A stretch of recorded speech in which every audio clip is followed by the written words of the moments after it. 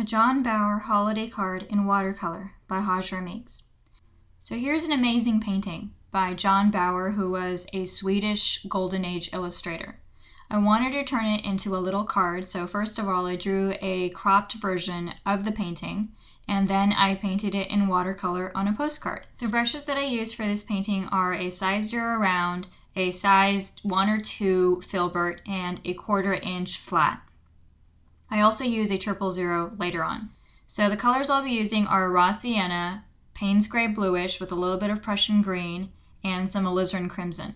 These are all leftover colors from a painting I did earlier, and this is a great way to make economical use of all of your expensive paint. So first thing I'm going to do is actually go back and wet all of my leftover paint in my palette. You can do this with a dropper or with a wet brush. So I'm going to start with an underwash of brown all over the bear, and this helps me map out the shape of the bear so I know where I'm going with my colors. I'm actually going to take his rear end or his haunches and make them more red, so I'm going to have different temperatures of brown going on in the bear, and you'll see why in just a little bit. So I'm actually going to give the little girl a yellow crown just like in Bauer's original, but instead of making her blonde with a white dress, I'm going to make her a brunette with a red dress. And you can make her whatever you want. But as a result of having her red dress, I'm going to want to bookend that red in my composition because it'll give me more color harmony. And as a result of that, it makes more sense to take the bear's haunches and make them more red. So he has a red-brown back and a red-brown rear, and when it comes towards the front of him, he starts to get a cooler brown going on. I'm doing this wet onto dry, which means that I'm not really wetting the paper first. I'm just taking the paint, putting it on the paper, and then using a wet plain brush of water and blending out those edges. And I can keep doing this, and it gives a nice sort of patchy, furry texture to this brown that I'm putting on the bear constantly. Bauer actually considered his work to be just funny little illustrations that he did for kids. He was actually interested in pursuing a more serious oil painting career later on in his life. And what ended up happening with him was, of course, that he died in a 1918 steamer wreck along with his wife and his 2-year-old son. He did leave a legacy, an amazing legacy of this work that he did, because his trolls, his sort of romantic nationalist way of painting all of this sort of Nordic folklore had a lot of gnomes and trolls and forest creatures in it, but there's nothing about anybody else's work that really captures the sort of mood and sort of haunting, mysterious stillness that that Bauer could do. He's inspired a lot of different modern day artists. Some people have made their careers, I think, based off of his influence. One of those people I think is Brian Froud, who also did the designing for the Dark Crystal movie by Jim Henson. And he's just one of the illustrators that has been influenced by John Bauer. I've been adding on a little bit of blue-brown now. So this is just another brown tone, but in this case it actually has more of the Payne's gray bluish in it.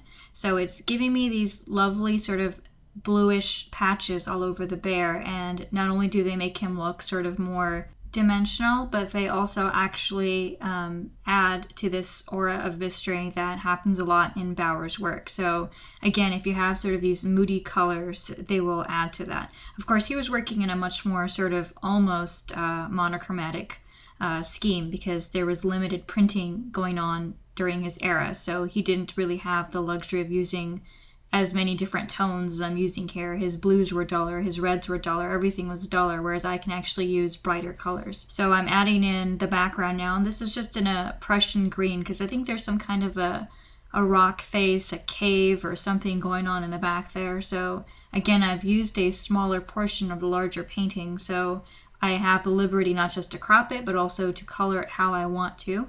And I think it would make the figures, the bear, and the little girl stand out more if I use the Prussian green in the back, because red and green are complements, right? So the complementary color of red is green. So just because that Prussian green has more green in it, it will give a better contrast to the bear who has red in it and also to the girl's red dress. I'm doing this wet onto wet, which means I actually wet the paper first, and then I add the paint. So wet it with water first and then go ahead and add this Prussian green, because this is a very staining color, and even though you want to add texture and make it look patchy so it looks like rock. You don't want it to actually just set in hard lines anywhere, so make sure you put in water before you drop in this color.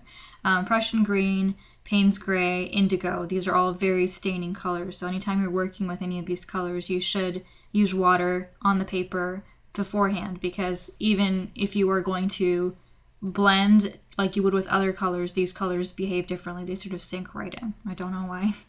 Also, there's no need to be scared of working small. So I'm making a little holiday card here. So it's on a postcard that's made of watercolor paper, and it's very small. I just looked, I think it's about 6 by 4 inches. That's the size. So it's very small, but you can see how much detail I can put into this little painting. And actually, John Bauer's paintings were only always about at a 9 by 10 or a 8 by 9 inches size. So that's really very small, and you'll find that most of these very detailed illustrators were only working on much smaller pieces and yet able to add an incredible amount of detail. So as long as you're not straining your eyes, there's really no reason to just go bigger.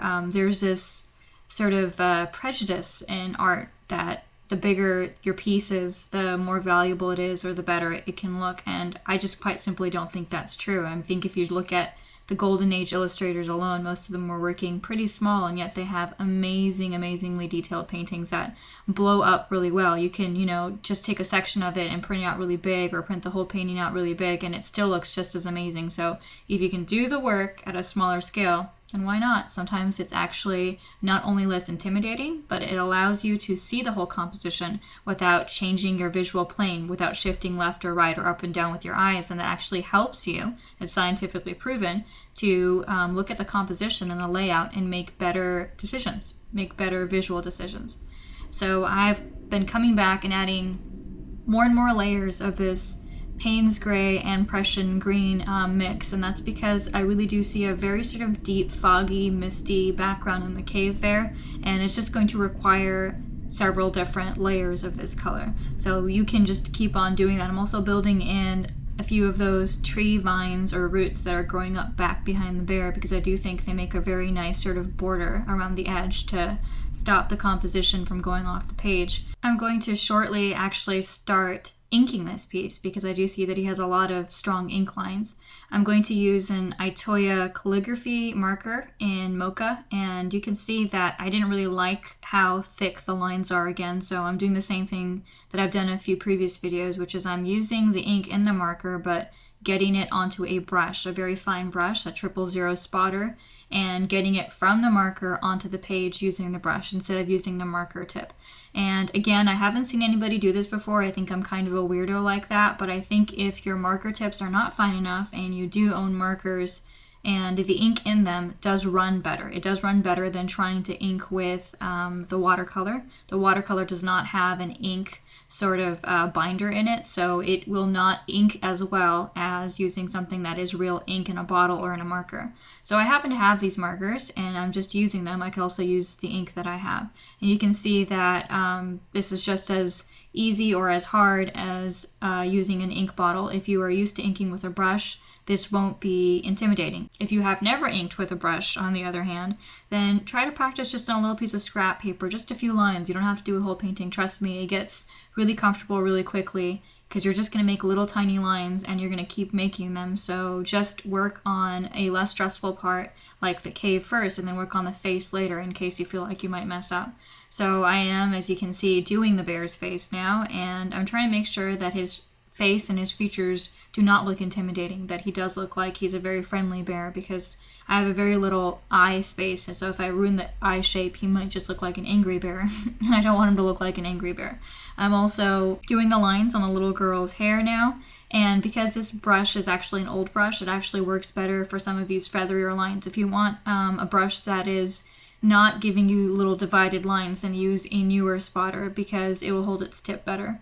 And I can go back and do as much or as little of the background in ink, and I've decided that since I've done so much of it in ink, that I'm just going to do all of it in ink, just the way I see it in his painting. So I've done not just the background, but the bear and the little girl, and also all the vines and everything in ink.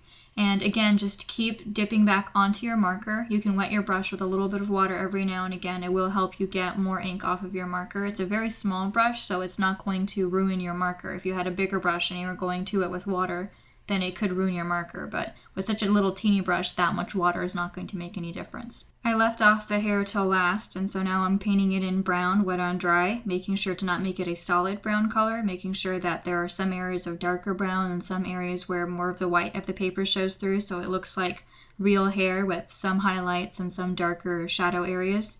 I'm also making the dress darker because I do feel like it should be a brighter red, and the crown should have some areas of shadow as well. And I've also made the little gems on the crown red instead of just leaving them gold, because I've got red dress, red mushrooms, a little bit of red in the bear. So again, using a little bit of color harmony, I think the little bit of red in the crown looks really good.